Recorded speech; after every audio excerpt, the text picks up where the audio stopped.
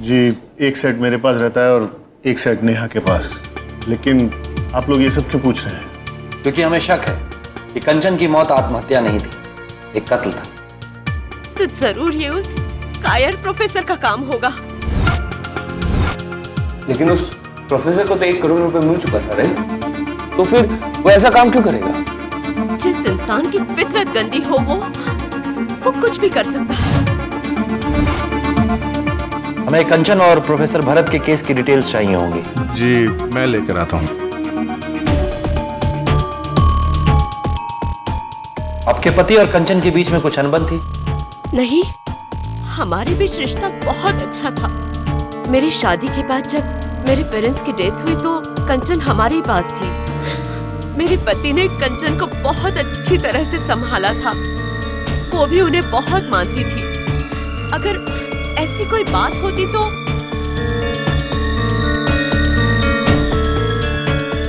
जी, ये लीजिए। Thank you. College छोड़ दिया, उसके बाद घर पर ही हूँ। लेकिन कोर्ट का डिसीजन आने के बाद कॉलेज ने आपका सस्पेंशन ऑर्डर वापस ले लिया होगा। मेरा मन नहीं किया दोबारा उस जगह जाने का जहाँ मेरी ही स्टूडेंट ने मुझ पर इतना घिनौना इल्जाम लगाया। आपको जानकर हैरत होगी कि वो मेरे पीछे आने के बहाने ढूंढा करती थी। जब मुझे इस बात का एहसास हुआ तो मैंने वजह जानने की कोशिश की और पता चला कि वो पीएचडी में टॉप करना चाहती है। तब मैंने उसे समझाया कि हमारे बीच में सिर्फ एक टीचर और स्टूडेंट का रिश्ता है और मैं उसकी काबिलियत पर ही मार्क्स दूंगा। बस उसके बाद उसने मुझ पर ये इल्ज़ाम लगा दिया ताकि मैं मजबूर हो सकूं। हाँ, लेकिन मैंने कोर्ट में प्रूफ किया था कि वो एक एवरेज स्टूडेंट है और कोर्ट ने भी उसकी थीसिस का इवैल्यूएशन करवाया और वो फेल हो गई। रूपल की गवाही भी मेरे दूसरे स्टूडेंट्स की गवाही के बाद झूठी साबित हो गई। मुझे अफसोस है कि उसने आत्महत्या कर ली। तो अब जब आपके पास 1 करोड़ रुपए है, आगे क्या करने का सोचा? मुझे नहीं लगता कि आपका यह सवाल आपकी तहकीकात के लिए जरूरी है। सही कहा आपने। तो फिर एक आखिरी सवाल, कल रात 9 से 10 के बीच आप कहाँ थे? पीवी कॉलेज के प्रिंसिपल मिस्टर अवस्थी के घर। अगर आप चाहो तो। नहीं, उसकी कोई जरूरत नहीं। मैं जानता हूँ कि आप सच ही कह रहे होंगे। Thank you. Hello, ACP Arjun बोल रहा हूँ इमरजेंसी टास्क फोर्स से। लोनावला में आप उस होटल का कॉन्टैक्ट नंबर दे दीजिए जहाँ कंचन रुकने वाली थी। वो तो मेरे हस्बैंड के पास होगा। मैं कहती हूँ उनको कि आपको वो फोन करें। अर्जेंट है? जी। कहीं कुछ छूट रहा है रात को। छोड़ू। कंचन के पैक बैग जो हमारी कस्टडी में है, जाके लेकर आओ।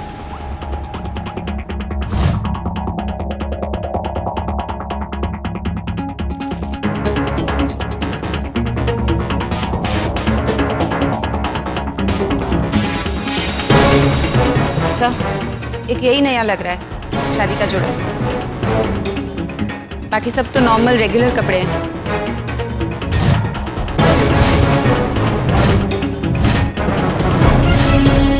इसका मतलब वो शादी करने जा रही थी। राठौड़, अब मोहन का फोन आते ही हमें ये पता लगाना होगा कि कंचन लोनावला में कहाँ रुकने वाली थी।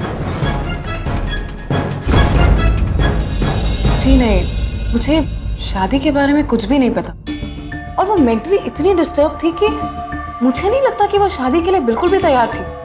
क्योंकि कंचन के सामान से हमें एक शादी का जोड़ा मिला है। शादी का जोड़ा? जी। और आप उसके और उसके परिवार के काफी करीब थी, तो हमें लगा कि आपको शायद बेहतर अंदाजा हो कि उसकी बहन और उसकी जीजा के साथ कैसे संबंध थे। बहुत अच्छे थे। नेहा दीदी और जीजा जी तो उसका बहुत ख्याल रखते थे।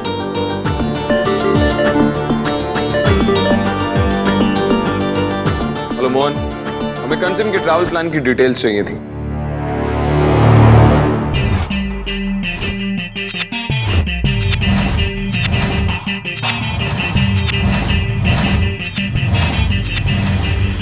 तीन दिन पहले कंचन ने सिंगल रूम की बुकिंग कैंसिल करवा के डबल ऑक्यूपेंसी वाला रूम बुक करवाया था, लेकिन वो किसके साथ रुकने वाली थी इसके बारे में हमें अभी कुछ भी नहीं पता। जो उसके साथ लोनावला जा रहा था कंचन उसी से शादी करने वाली थी, क्योंकि जिस दुकान से उसने अपने शादी का जोड़ा लिया, उस दुकान के कुछ बैग्स मैंने भरत कुमार के घर पे भी देखे थे। उन दोनों के बीच यही कनेक्शन था। श्री, लोनावला के रजिस्ट्रार ऑफिस में कंचन और भरत की फोटोग्राफ भेजो तो पता करो क्या उनके पास इनकी कोई भी रजिस्टर्ड मैरिज एप्लीकेशन आई थी। Right sir. आयशा, जो तस्वीरें कंचन के घर खींची थी वो श्री के लैपटॉप में ट्रांसफर करवा। राइट। श्री, ब्लूटूथ ऑन करो, मैं ट्रांसफर करती हूँ। राइट। ये देखिए सर।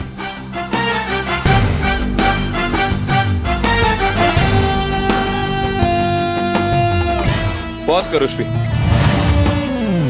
जूम इन करो Shri.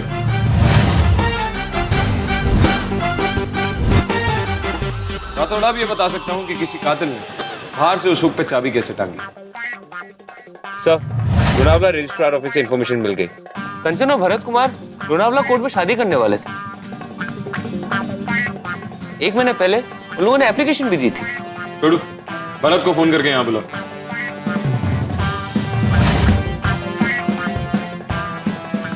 The number you have called is currently switched off.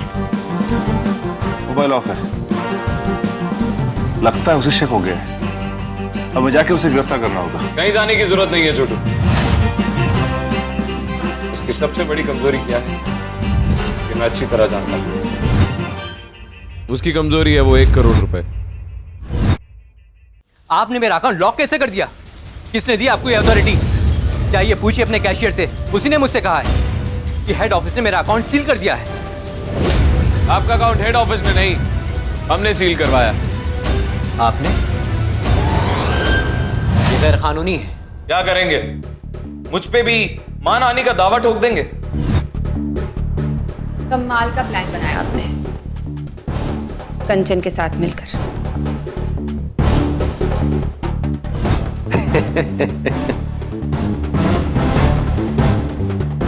कुछ भी साबित नहीं कर सकते आप लोग।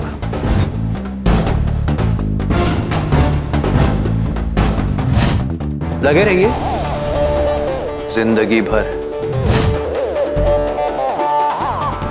आयशा, ये रहा वो एप्लीकेशन जिसके मुताबिक तुम और कंचन लोनावला कोर्ट में शादी करने वाले थे। जुर्म की उम्र बहुत छोटी होती है प्रोफेसर, और कानून इंसान के इंसान बनने से आज तक जिंदा है। वही सबूत की बात।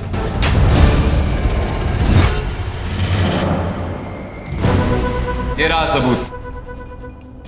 ये वही शादी का जोड़ा है जो कंचन के बैग में था। और हैरत की बात तो ये है प्रोफेसर की सेम दुकान के बैग मैंने आपके घर पे भी देखे थे। अब रही बाकी की कहानी। तुम और कंचन एक दूसरे से प्यार करते थे।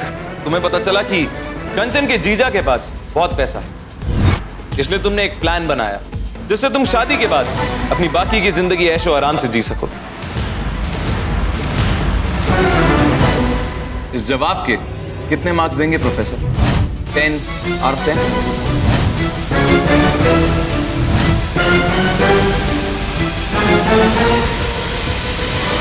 मोहन कंचन की शादी कहीं और कर देना चाहता था। इसी बात को लेकर कंचन ने मुझ पर दबाव डालना शुरू कर दिया शादी के लिए। मैंने कंचन को बताया था कि मेरी कुछ जिम्मेदारियां हैं, मजबूरियां हैं, और जब तक मैं वो पूरी नहीं कर लेता मैं शादी नहीं कर सकता। लेकिन कंचन मुझसे अलग नहीं हो सकती थी। तभी कंचन ने बताया कि उसका जीजा काफी मनी माइंडेड है और कंजूस भी। उसने कंचन की शादी का बजट सिर्फ 25 लाख रुपए रखा था। ये मेरे लिए काफी नहीं था, मेरा टारगेट बहुत बड़ा था। इसीलिए मैंने और कंचन ने मिलकर यह प्लान बनाया कि कंचन मुझ पर सेक्सुअल हैरेसमेंट का इल्जाम लगाएगी। और उसने वही किया, और रूपल ने इस चीज की गवाही भी दी।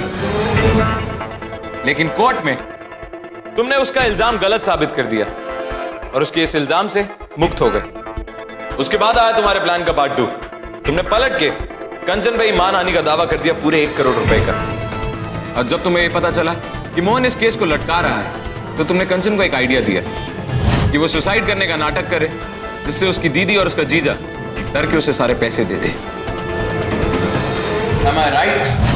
Or am I right? You know what, तुम्हारा सब्जेक्ट साइकोलॉजी नहीं, क्रिमिनोलॉजी होना चाहिए था प्रोफेसर भरत कुमार। देखिए, मैं कोई गुनहगार नहीं और कोर्ट का फैसला मेरे हक में था। मैंने आप सबको ये सब कुछ इसीलिए बताया क्योंकि कंचन की आत्महत्या में मेरा कोई हाथ नहीं है। जानता हूं, लेकिन तुम एक बात नहीं जानते कि कंचन ने आत्महत्या नहीं की थी, उसका कत्ल हुआ था, बहुत प्लानिंग के साथ। ठीक उसी तरह की प्लानिंग जैसी तुम दोनों ने की थी कंचन के जीजा के पैसे लूटने की। आपके पास इन तमाम बातों का सबूत क्या है? प्रोफेसर साहब, सबूत भी है और कातिल भी।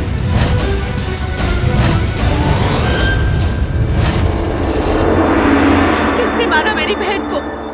उसकी सबसे अच्छी दोस्त ने, रूपल ने।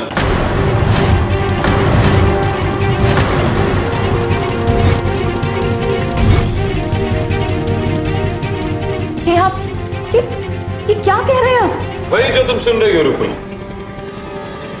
कैसे, ये मैं जानता था, और क्यों, ये मैं जान गया। तुम भरत और कंचन के प्लान में इसीलिए शामिल नहीं हुई क्योंकि तुम कंचन को बहुत करीब थी, बल्कि इसीलिए क्योंकि तुम भरत के बहुत करीब हो। रिश्ता है तुम्हारा इससे।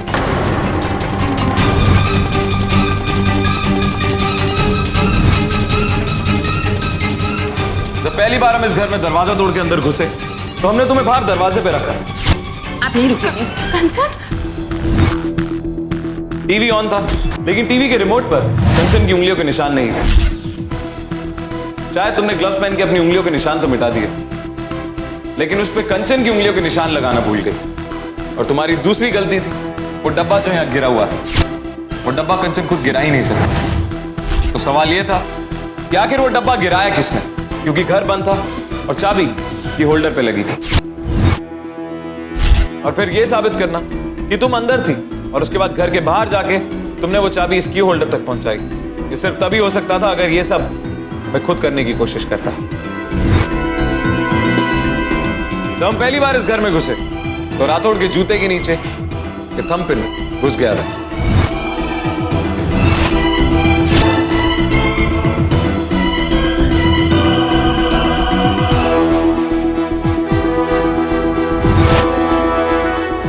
और इस लाल थंबप्रिंट को तुम्हारे अलावा इस घर में और कोई ला ही नहीं सकता था, क्योंकि कंचन के पूरे घर में हमें कोई भी थंबप्रिंट नहीं मिला, और ना ही इस घर में कोई ऐसी चीज थी जो कंचन थंबप्रिंट का इस्तेमाल करती है। और ये बात उस पिक्चर्स को देख के क्लियर हो गई जो मैंने तुम्हारे घर पे देखी।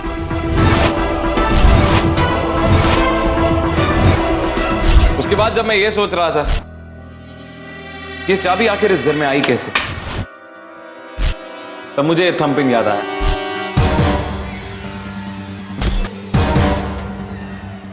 तुमने इस थंबटैग के सारे उस चाबी को इस की होल्डर तक पहुंचाया। कैसे, ये मैं बताता हूं। तुमने इसके इस कोने में एक धागा बांधा तो तुमने इस की होल्डर पे प्रेस कर दिया। उसके बाद उस धागे का दूसरा सिरा तुमने रोशनदान से बाहर की तरफ फेंका। फिर तुम बाहर गई, बाहर पड़े शूरैक को तुमने दरवाजे के सामने रखा, उसके ऊपर चढ़ी और वहां से चाबी लटकाई जो सीधा पहुंची उस की होल्डर पे। उसके बाद तुमने वो धागा खींचा, लेकिन धागा खींचते वक्त ये थंबटैग वहां गिर गया और किस्मत से वो राठौड़ के पैर के नीचे आ गया। और तुमसे एक और बहुत बड़ी गलती हो गई, तुमने ये चेक नहीं किया कि वो शूरैक अपनी पुरानी जगह पे है या नहीं, क्योंकि वो शूरैक अपनी पुरानी जगह पे नहीं था। फिर तुमने हमें यह भी बताया कि जब तुम स्टेयरकेस से इस घर की तरफ आ रही थी तो तुमने गोली चलने की आवाज सुनी। इससे एक चीज तो साफ है कि इस घर से तुम्हारे अलावा और कोई जा ही नहीं सकता था, क्योंकि इस बिल्डिंग में कोई लिफ्ट नहीं है।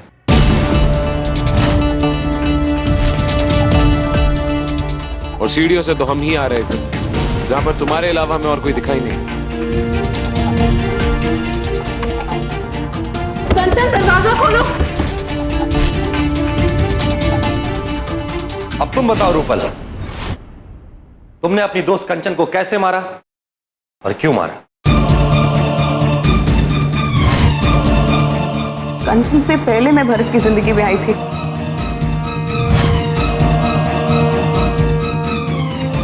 भरत को पैसों की जरूरत थी, इसलिए कंचन के कहने पर मैं इस मास्टर प्लान का हिस्सा बनी थी। इन लोगों ने मुझे कहा था कि बहानाने के दावे के बाद जो भी पैसे मिलेंगे उसमें से ये लोग मुझे कुछ हिस्सा देंगे। और तुम मान गई। उसके बाद सब कुछ तुम्हारे प्लान के मुताबिक चलने लगा। लेकिन कंचन भरत पे शादी का दबाव डाल रही थी, इसलिए तुम दोनों के पास सिर्फ एक ही रास्ता था कि उसे अपने रास्ते से हटा दो। कल की रात करीब 8:30 बजे कंचन मेरे घर आई थी। मैंने उससे पूछा कि वो भरत से मेरे पैसे लेकर आई कि नहीं आई, और उसने मुझे अपने घर की चाबी दी और कहा कि मैं उसके घर पर इंतजार करूं। उसके जाने के बाद ही मैंने भरत को इन्फॉर्म किया कि वो तुम्हारे घर मेरे पैसे लेने के लिए आ रही है। भरत तो पूरी तरीके से तैयार था और मैं भी पूरी तैयारी के साथ घर में चली गई। मुझे पता था कि कंचन के पास पिस्टल थी और इस ड्रॉर में ही रखती थी वो।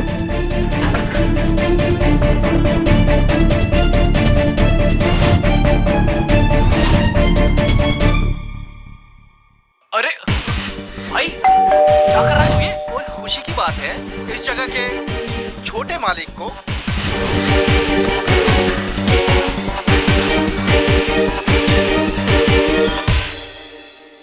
कंचन सुनो, ले आई पैसे। एक फुटे कौड़ी नहीं देगा वो। यहाँ तक कि मुझसे भी बैठा झूठा नाटक कर रहा था। और मुझे तो लग रहा है कि उसका किसी और लड़की के साथ भी अफेयर है। मुझे तो उसकी नीयत पे पहले से ही शक था। वो ये सब कुछ पैसों के लिए कर रहा था। मैं पुलिस में रिपोर्ट करूंगी। दीदी और जीजाई को सब कुछ बता दूंगी।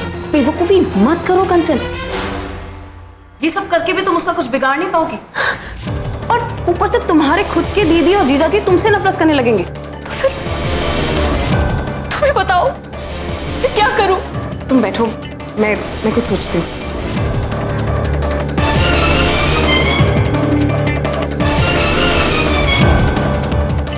उसकी दीदी और उसकी जीजा उसे माफ कर सकें, इसलिए वो सुसाइड हेल्पलाइन वाला आइडिया भी तुम्ही ने दिया था ना।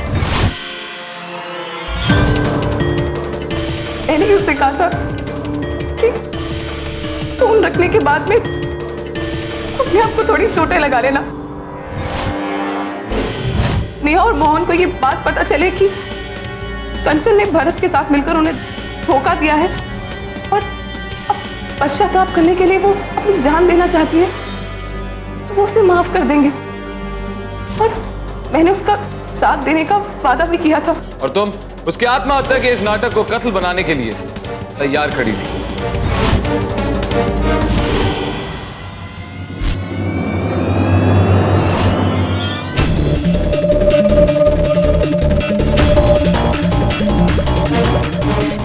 हेलो, देखो बेटा, कुछ बोलो। उम्मीद कभी नहीं हारनी चाहिए। आप बोलिए, हमसे कुछ बातें कीजिए, शायद हम आपकी कोई मदद कर सकें।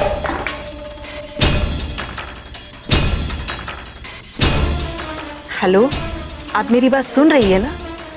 मुझसे गलती हो गई, कुछ नहीं बचा। मेरे परिवार की इज्जत। जिंदगी से निराश मत होइए। हेलो, आप मेरी बात सुन रही है ना? हेलो, मैं मरने जा रही। सुनो, हेलो हेलो, मेरी बात सुनो, हेलो।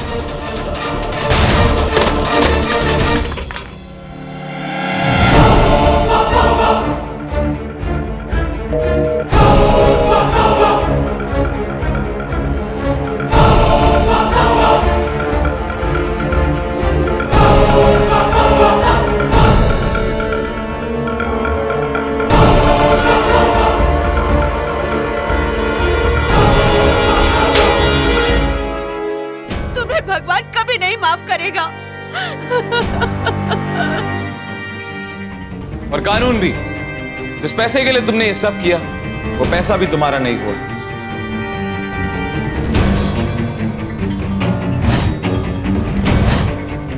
बुरे का अंत कभी अच्छा नहीं हो सकता, समझे या समझाऊं?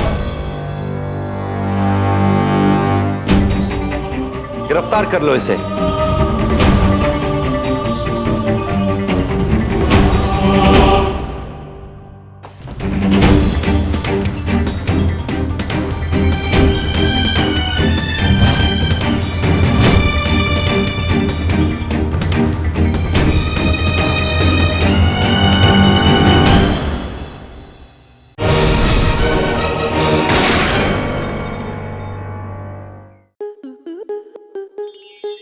स्टार प्लस के ऐसे ही और बेहतरीन लम्हे देखने के लिए सब्सक्राइब करें हमारे YouTube चैनल को।